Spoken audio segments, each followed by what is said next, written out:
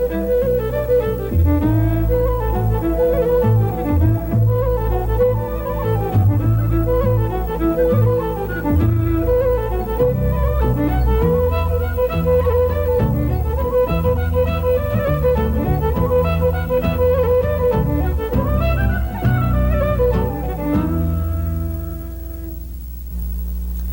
evening and welcome once again to Irish Television Chicago. My name is Tom Looney and this show is brought to you in part by the Irish American Heritage Center. This is my co-host Siobahn of Bhuachalla, and we have a lot of good entertainment for you tonight. We got a lot of the old regulars that you've seen before and plus some new groups. Right, Siobahn? Absolutely. All the old crew are here and like you said, some surprises as well. And the fact that Tom is sitting here looking like a sea captain doesn't mean that we're about to take off sailing, but we are going to kick off with some music, so let's go to that right now. Song here called I Wish They'd Do It Now, and it's just a happy little song and we hope you enjoy it.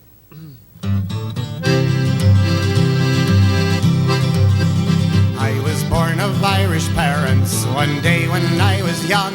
That's how the Irish dialect became me native tongue. That I was a pretty baby, me mother she would vow. Ah, the girls all ran to kiss me and I wish they'd do it now. Oh, I wish they'd do it now. Oh, I wish they'd do it now. I've got inches in me britches and I wish they'd do it now. When I was only 6 months old, the girls would cuddle me.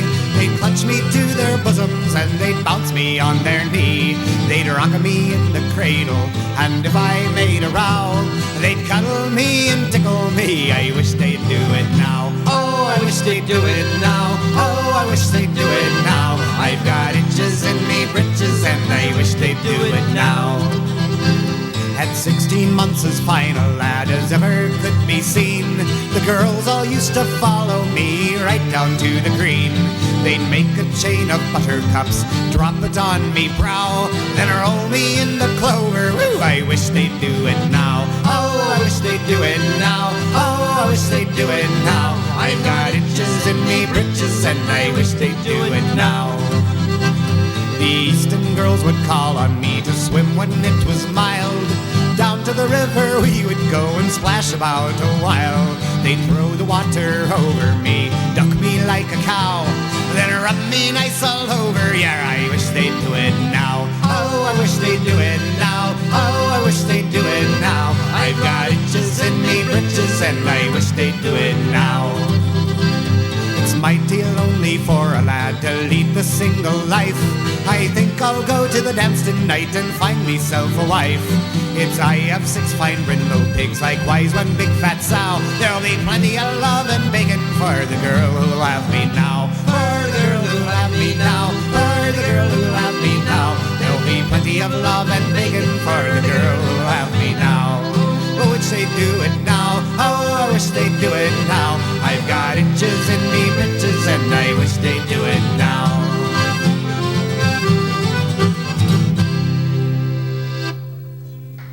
Thank you. A nice little tune starting us off there tonight. Now there's something very, very exciting happening for the whole Irish community here in America right now, because the entire cast of the Gate Theatre performing Sean O'Casey's wonderful play Juno and the Paycock are actually in New York at the moment, and they're selling to completely packed houses every single night. I think it's wonderful that something so incredibly Irish, I mean wonderful literature aside, but very, very Irish, is just getting such a wonderful response. That's right. That's by Sean O'Casey, I believe, Siobahn, right? Yeah, we had a performance, I think, here some time back by the players here in Chicago, and I know that the Irish American Heritage players are going to be doing, I think, Juno and the Paycock, as well as a number of O'Caseys, I believe, coming up. And you know what? I bet that's why you're dressed like the sailing captain, because don't they call the one character, Mrs. Egan's husband or something, the captain in the whole thing? Well, actually, he's auditioning. I'd like to get credit for planning that far ahead, but my favorite part of the whole play is when he goes, "The whole world is in a state of chassis instead of chaos."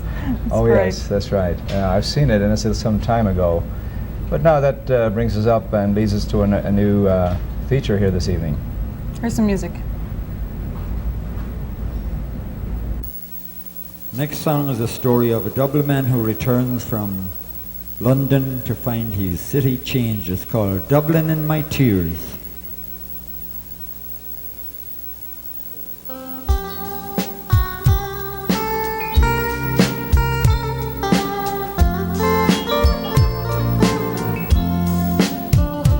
I have traveled many lands, and I still don't understand how sad you have become on my return.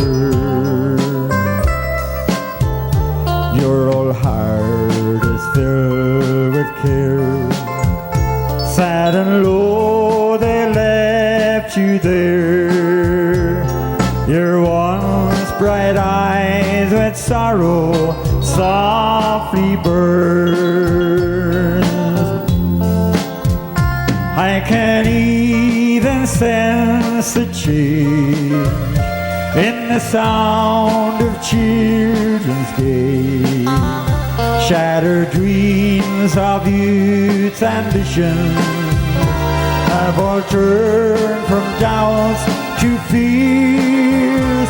It's an age of wealth and toil, but I never felt so old as I recall old Dublin in my tears.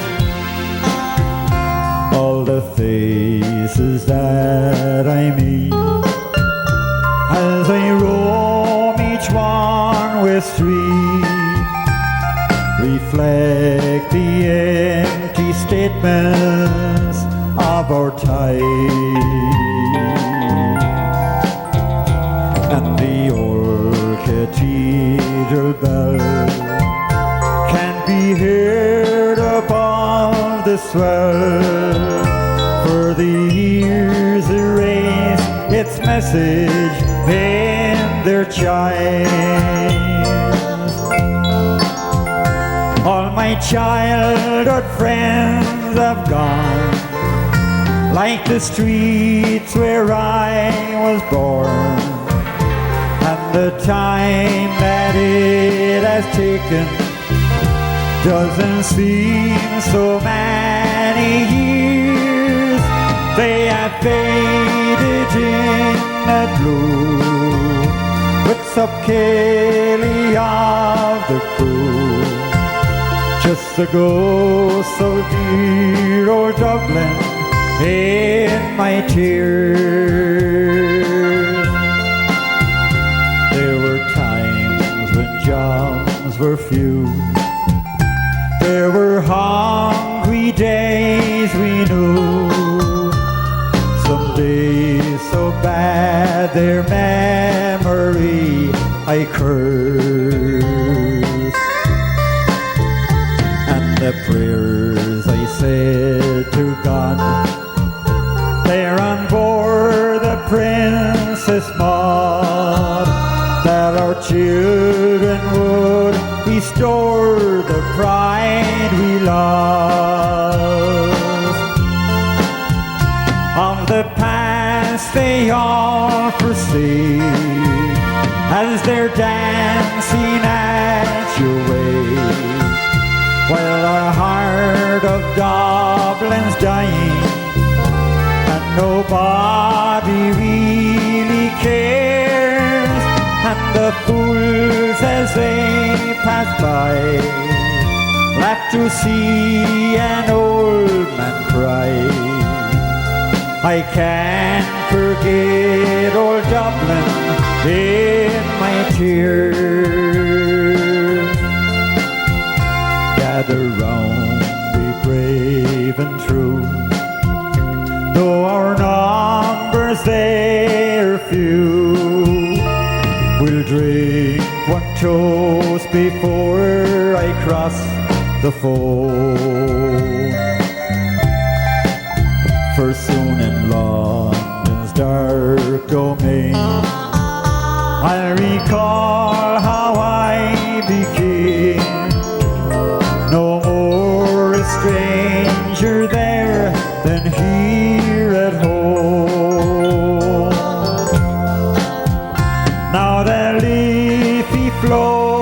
goes along, and I listen for her song, till the voice of young James Lankin seems to echo in my ears. But it's just a rapture's ring, to its requiem I'll sing.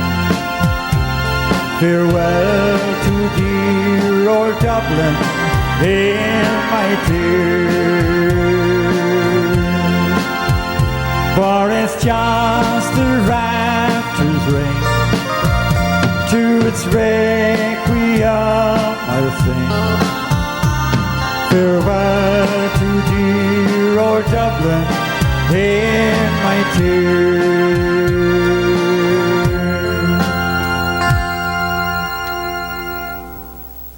It's called the Old Dungarvan Oak. 3, 4.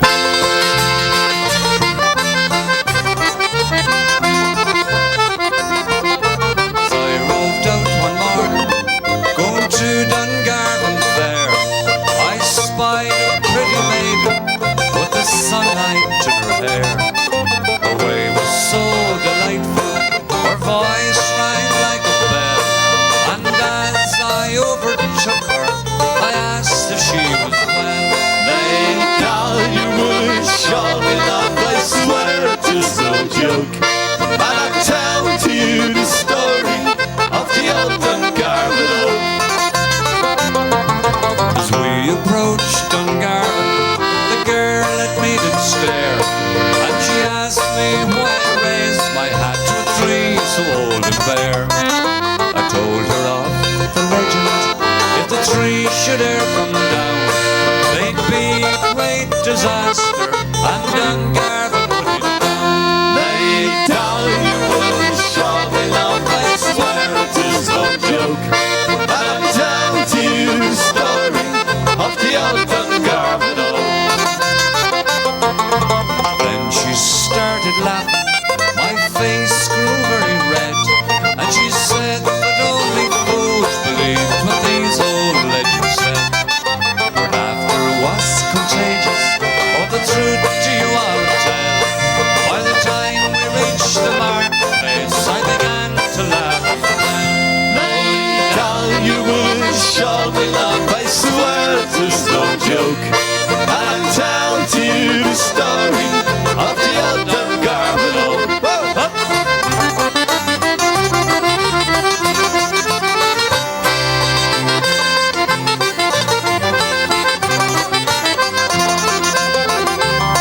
As I sit here by my fireside, it's the autumn of my life, and the darling girl I met that day is now my darling wife. I have a lovely daughter and a son to push my yoke, and all because I raised my hat to the old Dungarvan Oak. Sing it with us. Lay down your woolen shawl, me love, I swear it is no joke. And I'll tell to you the story of the old Dungarvan Oak. Do you know it? Lay down your woolen shawl, me love, I swear it is no joke. And I'll tell to you the story of the old Dungarvan Oak.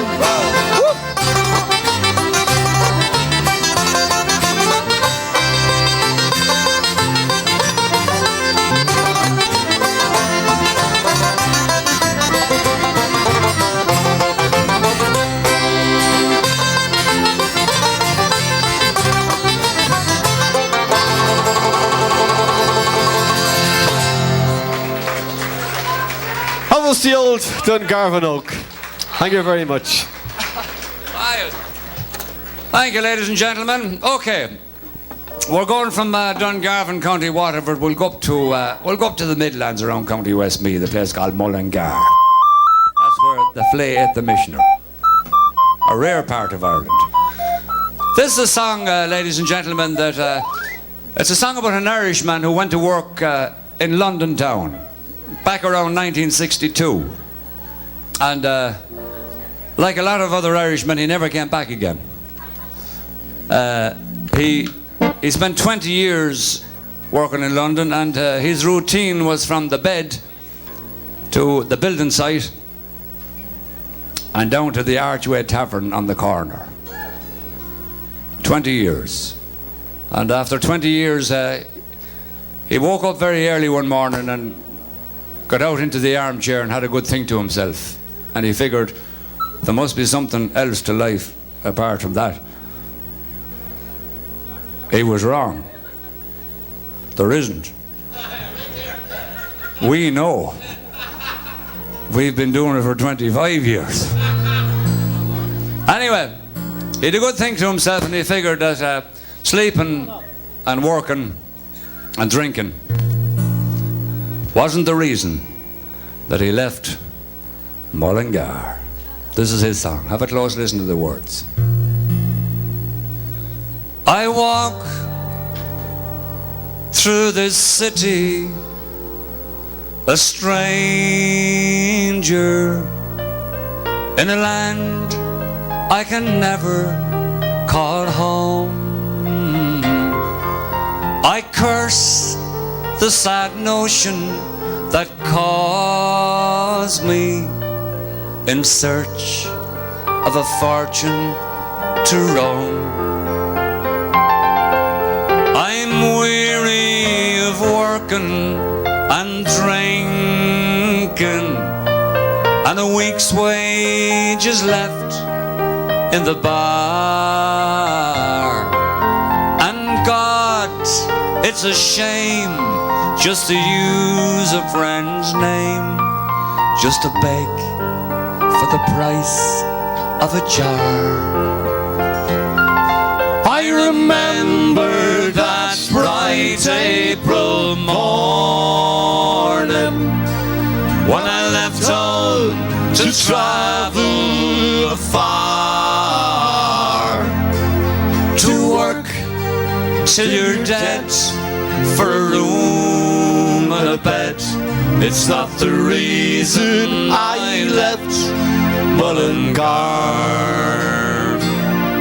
Now this London's a city of heartbreak. On Fridays there's friends by the score, but when your pay's finished on Monday, sure a friend's not a friend anymore.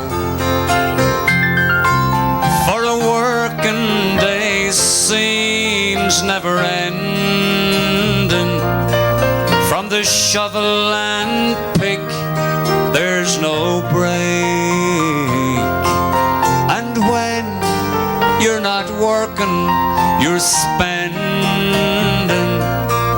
the fortune you left home to make. I remember that bright April morning when I left home to travel far, to work till you're dead for a room and a bed. It's not the reason I left Mullingar.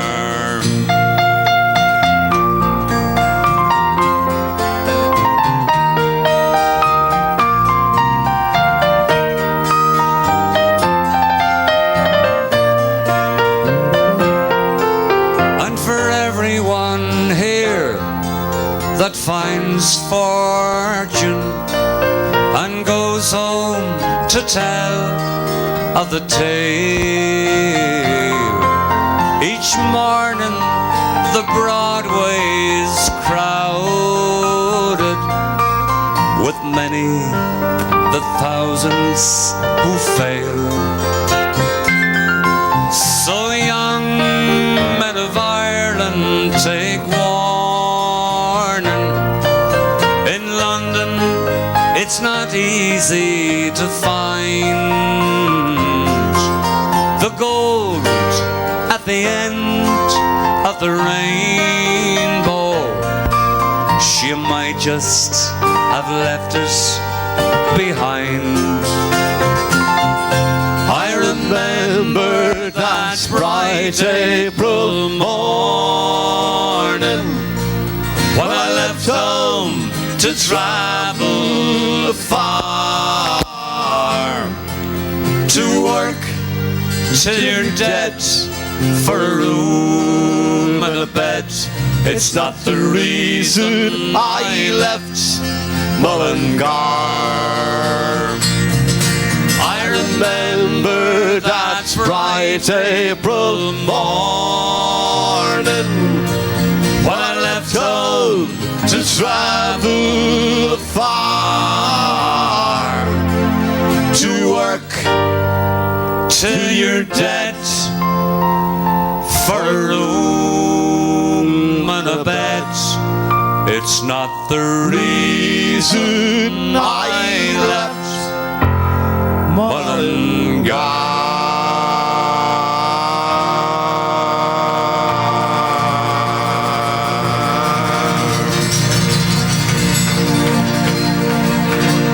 Wesley.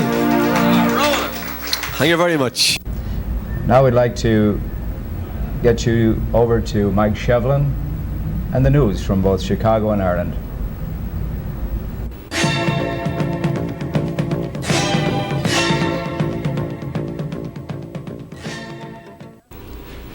Good evening.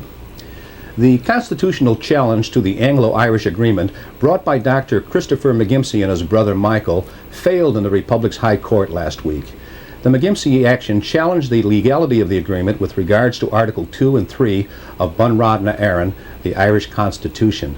They also claimed that the power to make the agreement had not been properly exercised in accordance with Articles 28 and 29 of the Constitution, which direct governmental exercise of power in external affairs. Determining their right to take the action, Mr. Justice Barrington said the McGimseys had raised an important constitutional issue affecting them and thousands others on both sides of the border. He also said the plaintiffs were, in contemplation of Irish law, citizens of Ireland. Both the McGimseys are residents in the north of Ireland and are members of the official Unionist Party. In his judgment, Mr. Justice Barrington said that the agreement was essentially a matter of political judgment, and unless it clearly violated some provision of the Constitution, the duty of the court was to respect the government's decision. He went on to say that although the agreement had been executed only by two heads of state, it was an international treaty and as such had meaning only in international law. He said the intergovernmental conference created by the agreement could be seen as an interim agreement and could be properly entered into pending the reintegration of the national territory, and as such was not an unconstitutional fettering of the executive powers of government. Mr. Owen Fitzsimmons, senior counsel for the state, said the case was most unusual in that the plaintiffs sought to rely on provisions of a constitution which they did not accept. The judge dismissed the state's claim for cost against the plaintiffs. Speaking after the judgment, Dr. McGimsey said he regretted the decision. He said had they won, it would have opened a window of opportunity for the two communities in the north to work out lasting agreements to the benefit of all people. The Anglo-Irish agreement, he said, was having only negative effects in increasing the number of murders and conflict situations. Dr. McGimsey has said he will be reading the judgment and consulting with his legal team before he decides if he should appeal to the Supreme Court. The Supreme Court is the final court of appeal under the Irish system. The population of the Irish Republic has fallen for the first time in 20 years.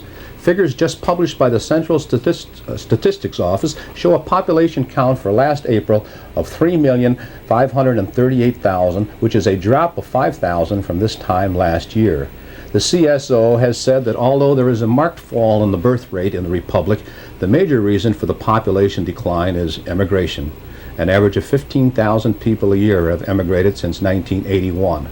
The CSO report population and labor force projections forecast that the population will fall by another 140,000 by the year 2021. Norma Levy, the Irish woman at the center of the Lambton Jellicoe scandal of the early 70s, was deported from the U.S. this week. Mrs. Levy's apartment in Philadelphia was raided by police last Friday following reports that she was running a brothel there. Police said they found many incriminating pieces of evidence. However, immigration officials in Philadelphia say they will not be prosecuting Mrs. Levy, but sending her back to Ireland. Mrs. Levy achieved international infamy 12 years ago when she claimed she had had affairs with 2 British government ministers. The scandal led to the resignation of Lord Jellicoe, leader of the House of Lords. Ms. Levy, who is a native of Charlesville, County Cork, has been deported from the States on 4 previous occasions and has also served a year in prison for illegal entry to the USA.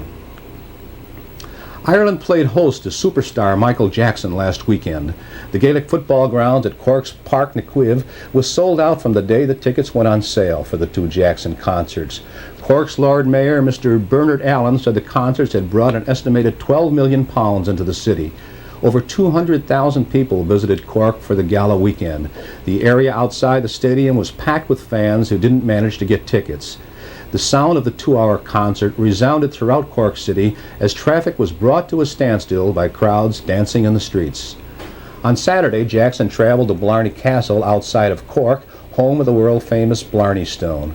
The castle was closed off for the day and high security surrounded the visit. Jackson stayed in Ireland until last Wednesday, visiting the west of Ireland. His manager said he fell in love with the West after seeing John Wayne and Maureen O'Hara in The Quiet Man. Traditional group Stockton's Wing played support to Jackson at the Cork concerts, and immediately after the gigs, Stockton's Wing flew to Chicago to appear at last weekend's Irish Fest at Navy Pier. And finally, the heat wave in Chicago may be getting you down, but people in Ireland are experiencing anything but drought conditions. This July has been the wettest on record in both Ireland and England. A total of 12 inches of rain fell in Dublin last month, which is a considerable amount even for a race as used to rain as the Irish. And in London, home of the umbrella, the 18th of July was the only day it didn't rain last month. Retailers say sales of raincoats and assorted rain gear are up 100% from this time last year. However, sun protection products are not selling well, and there has been a zero demand for air conditioners so far this summer. That's the news for this week. I'm Mike Shevlin.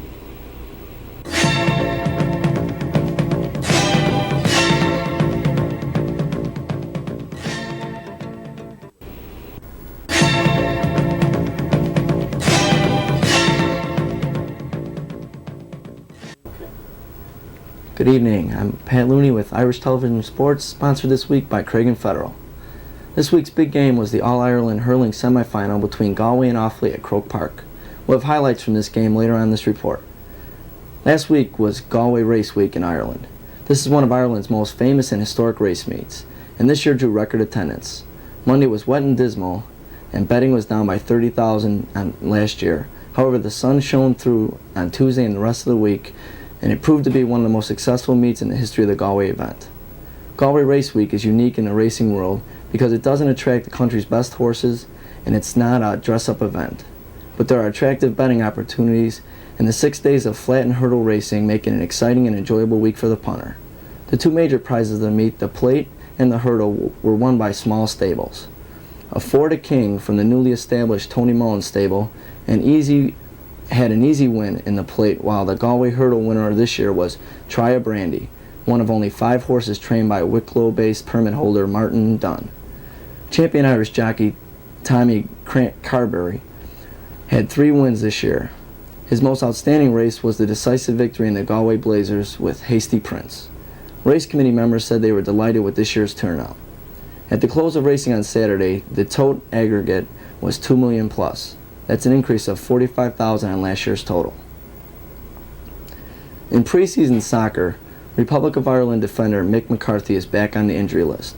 McCarthy, who plays with Glasgow Celtic, strained his leg badly in practice for last Monday's game against the Italian club Porto. He will not play for the rest of the Italian tournament. Celtic manager Billy McNeil has said that stated money is available for new signings, but any new player would have to be signed before next Friday to be eligible to play for Celtic in the European Games this year. In Irish soccer, Limerick traveled to Oval Park to play Irish League and Cup double champions Glentoran. The Limerick side fared well against the Northern team, eventually holding them to a 1-1 draw. Shelbourne lost to Portdown at Shamrock Park despite some superb defensive play from the Dublin team. And Shamrock Rovers were held to a scoreless draw in their game against Letterkenny Selection in Donegal. Carl Wilson, the young home farm striker, was awarded the Golden Boot for his performance in the Milk Cup International Youth Tournament in Coleraine. Wilson scored a total of 16 goals in the competition, which attracted entries from 34 teams, including representatives from U.S., Britain, and Canada. Wilson was also named player of the tournament. And some sad news for soccer fans this week. Milltown, the historic home ground of Shamrock Rovers, is to be sold. The Rovers played their last game at Milltown last year. The club said it could no longer afford to stay in the Southside ground because of falling gate numbers. Milltown is owned by the Jesuit Order, and a spokesman for the order said that negotiations are underway with a local property developer for the sale of the estate. Now to the big hurling game. Connacht champions Galway took on Leinster leaders Offaly to see who will meet Tipperary in the final on September 4th. This promised to be a high-scoring game between two of the most prominent teams in hurling over the past decade. The scoring started almost immediately into the game. The first goal came when Offaly's Eugene Coughlin was just outside the Galway goal area. Mark Corrigan, in the number 10 jersey, stepped up to take the free and sent the ball straight into the upper left-hand corner of the net. Play continued rather slowly after the opening burst of energy, but last year's champions Galway eventually took control of the first half and scored their first goal with 20 minutes left in that half. Galway sent the ball deep into the Offaly goal area. Noel Lane's first attempt was deflected, but Aina Ryan was waiting and sent the ball past Jim Troy. This was the goal that Galway needed to set their form for the day, and a day's Offaly had to watch while their rival slammed in 2 more goals before the end of the first half. The first of these goals was set up by yesterday's outstanding player Martin Naughton. Naughton sent an accurate pass to Aina Ryan, who passed to Noel Lane, who then passed the Sloiter into the net. Less than a minute afterwards, Galway was back in the Offaly goal mouth. It took just 3 men to get the ball the length of Croke Park.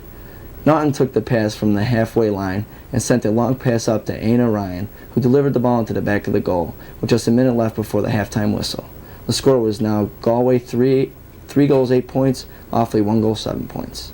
A determined Offaly team returned for the second half, but Galway were relentless in displaying the form that made them the 1987 All-Ireland hurling champions. One player who must be singled out from yesterday's game is Martin Naughton, who was instrumental in all 3 of Galway's goals. Naughton treated the Croke Park crowd to some exceptional hurling displays in the game, including the superb point from a very difficult angle and an incredible solo run from 20-meter line, which left Offaly players straining to keep up with him. Many people had thought that the game was over by now, but Offaly fought back. This pass from Brendan Gayton found Pat Delaney ready to guide the ball past Cummins. This goal gave the renewed hope to Offaly men. They rallied to produce yet another goal 6 minutes from the end. This time, Connor Hayes won an open throw from the sideline, and Pat Delaney was again in place to hammer the third goal into the Galway net.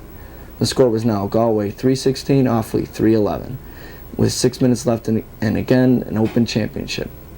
But Galway powered ahead to score 2 more points, and the game ended with Galway qualifying for their 4th All-Ireland final in a row. The score was Offaly 3 goals, 11 points, Galway 3 goals, 18 points. Both teams must be commended for their behavior. It was a fast, well-fought game, interrupted only by a few off-the-ball incidents in the second half. Referee John Moore of Waterford was admirable in his control of the game.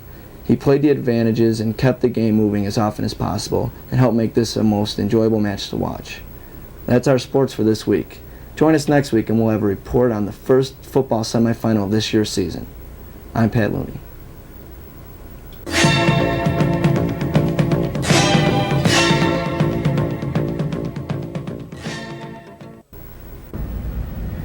But you know, over the many years that I've been in Chicago, I have been impressed by the great traditional players we have here in Chicago.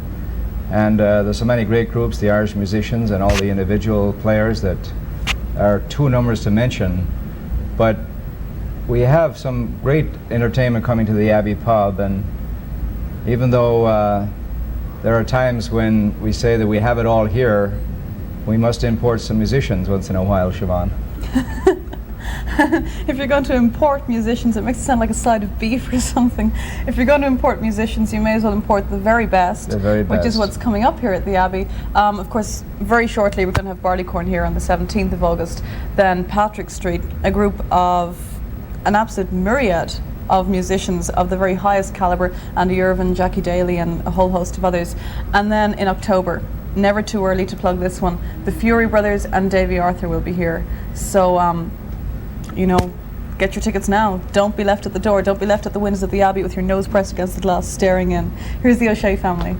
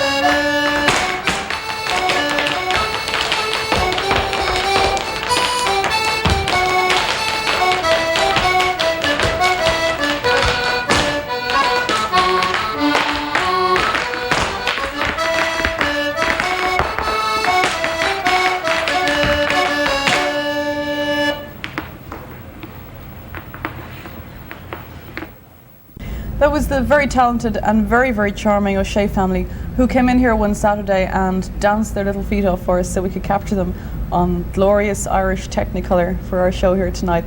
And if you think that you should be dancing but you think you're too old to start because you're not as young as the O'Sheas, don't worry about that. You can get lessons at any time or watch dancing at any time at, let me see, I would suspect the Irish American Heritage Centre. You got it.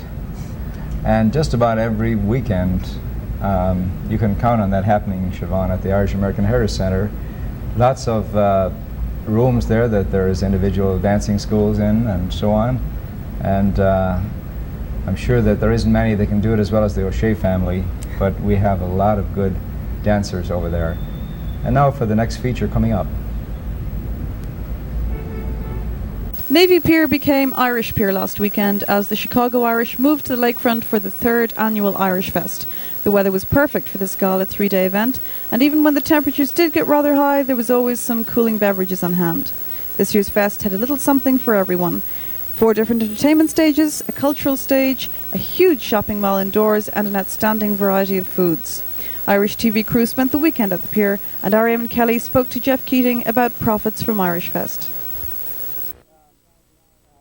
First year, we raised a little over $118,000, and we gave away $110,000 of that. There were the 2 major grants out of that were for $50,000 to Chicago Gaelic Park and $50,000 to the Irish American Heritage Center. Last year's fest was not a success to the extent that we broke even, and part of that was the city and some of the other organizations involved, or city organizations, did not give us enough time to actually plan the event and get its sponsors. This year, we've been on this for about 6 or 7 months, and we've learned that by giving us enough time, we can definitely make it a successful event. Entertainers ranging from Paddy Riley and Mary McGonigal to the notorious Terry McEldanny kept feet tapping all weekend. Dermot O'Brien was there, a firm Chicago favourite Pat Woods was there, and Mike Shevlin took time off the news desk to talk with Barley Bree.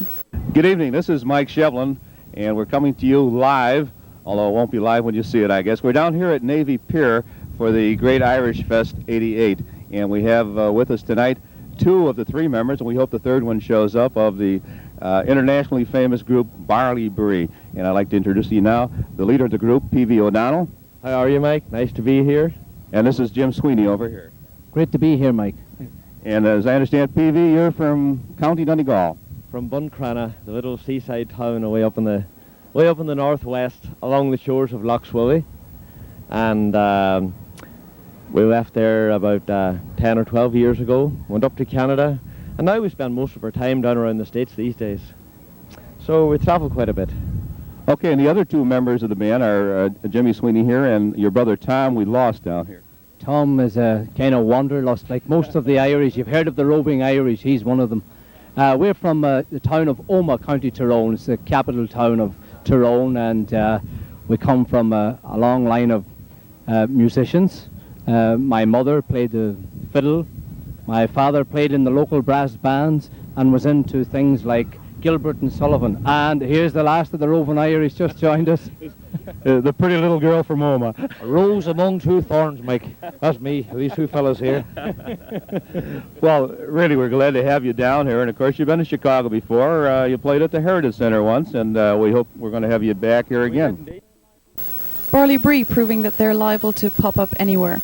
And of course the big attraction this year was Stockton's Wing. Fresh from their rapturous reception as Michael Jackson's support group, the auditorium was packed to capacity for their 2 rousing gigs. Lead singer Mike Hanrahan spoke to our man backstage, Jerry Archibald. This is the lead singer of the Stockton Wing, all the way from County Clare in Ireland. Michael, what do you think of Chicago? Oh, marvellous, marvellous. We've had 2 great days here. So we have. The concerts went really well. And we like the city anyway, we like Chicago. It's a nice, clean city. It's a fast thing coming back after playing before Michael Jackson down in Cork in Ireland. Well, I must say tonight, anyway, Saturday night, was as good as the Jackson gig. The experience out there was just fantastic tonight. We're just off the stage now, and I must say, it was marvellous. We felt really good about it. That's a great compliment to Chicago. When's your next gig in Chicago? I don't know, we'd come back tomorrow, so we would have somebody take us. But I'd say maybe, if not in the fall, maybe next year sometime, maybe summertime again next year. Whenever people have us back, you know. Okay, you've got a number of people in your group. How many total? There's 7 of us in the band, so there's 7 all Irish with us. There's a fella from Dublin, 2 from Dublin, Leitrim fella, a fella from Tipperary, there's 3 from County Clare. That's the best spot to be from. That's good, because this is going to go on the ethnic television here, Channel 25 here in Chicago, and we hope that you come back here, and you're more than welcome. Well, we'd love to come back, and thank you very much. And just a special thanks to all of Chicago fans. It's always a treat to come here to play in Chicago, and we'll keep coming along as long as we keep coming. Thanks a lot. Basically, Irish Fest should be fun, and here's what people thought about it this year. My message is Irish Fest, Navy Pier in Chicago. A good time. I want to tell you how much of a great time we're having up here. Hi, my name is Kerry Ryan. Tony Joyce. Tony Joyce, how you guys enjoying the fest today? Oh, we're having a good time out here. We've seen a lot of bands, a lot of good beer, and a lot of good broads. All right. So what's the highlight, you know? Well, so far we've got some good bands at Barley Bree, for one thing. Barley Bree? Yes, sir. It's playing some really good fine tunes down there at the main stage, Budweiser 1 stage, and just a lot of good family entertainment out here where people are enjoying themselves and being Irish, and just, that's what it is. It's what it's all about. I think the highlight for me is the beautiful Irish women. I haven't seen so many since I was in grade school. Yeah. And he just got out of grade school last week. He graduated. There you go. Working hard or what? Yeah. Vintage. This is what Irish Fest is about. It's a good scam. The epitome of Chicago. Oh, okay. Except they're missing. Hi, this is John Byrne for Irish Television Chicago, and the sun's setting on another great Irish Fest, and I'm standing here with Mary Cannon from the Board of Directors of Irish Fest Chicago 88. Mary, would you like to say something in conclusion of this great festival?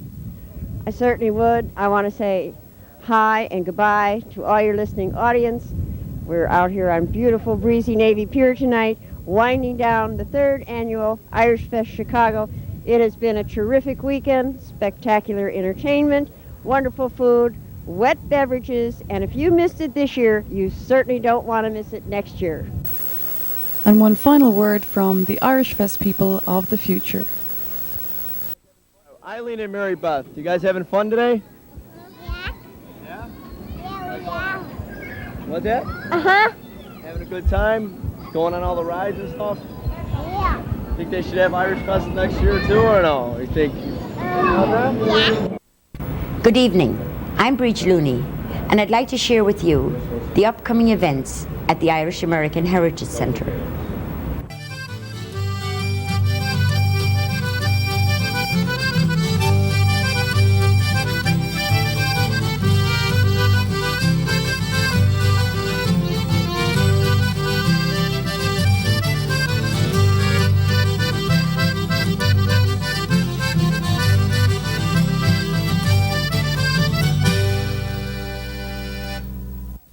Why not plan your next party at the Irish American Heritage Centre?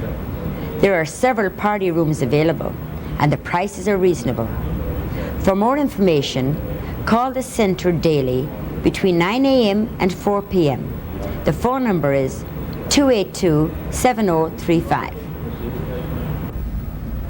Well, coming up, we have the Shannon airs, and you've heard them a number of times, with some great variety in music, especially the good sax player there that we've heard so many times. Siobahn? Yeah. Isn't the saxophone wonderful? It's such a beautiful instrument. It can be mellow or just raunching jazzy at the same time. A great dance instrument, I'd say. Yeah. And you know, the interesting thing about the Shannon airs is that they're playing these Irish ballads on the most incredible kind of rocky type, but not too rocky, Glenn Miller style is what I'm looking for. Exactly. That kind of treatment of the Irish ballads. In the mood, you know, I mean, that's... Let's stop before he starts going here. Let's hear the Shannon airs.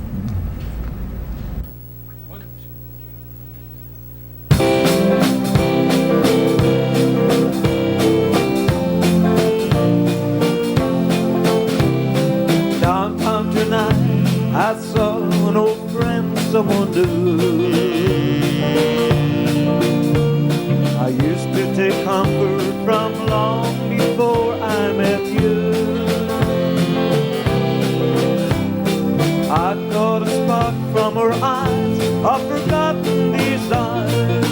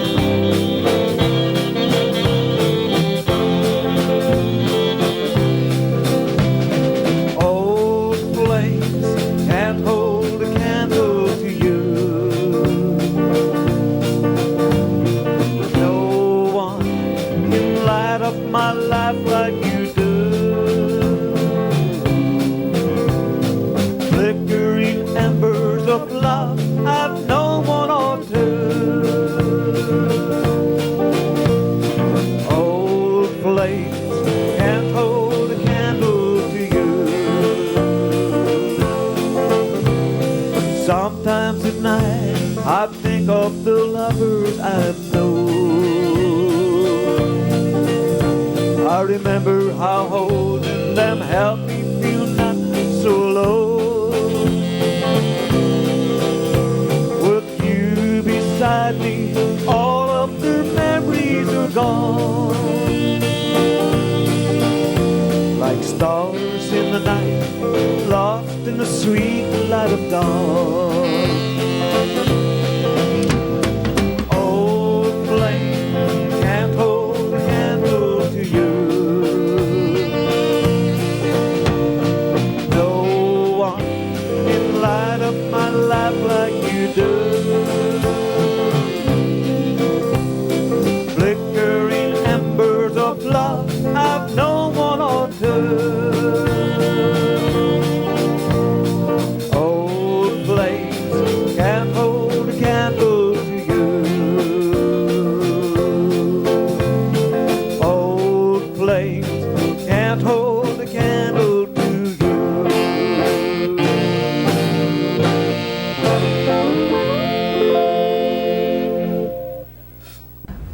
That was the Shannoners singing Old Flames, a lovely number from them, and a lovely, lovely show band who I think have quite enough members already. I'm not quite sure what happened, but during the break, Tom Looney went up to them doing this thing again that we tried to stop him doing on camera, and you auditioned?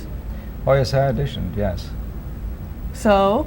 And, well, Mike O'Connell suggested that I stick with my day job. Oh, Tom, don't take it too hard. You've always got a job here beside me on Irish television. Good night. Good night.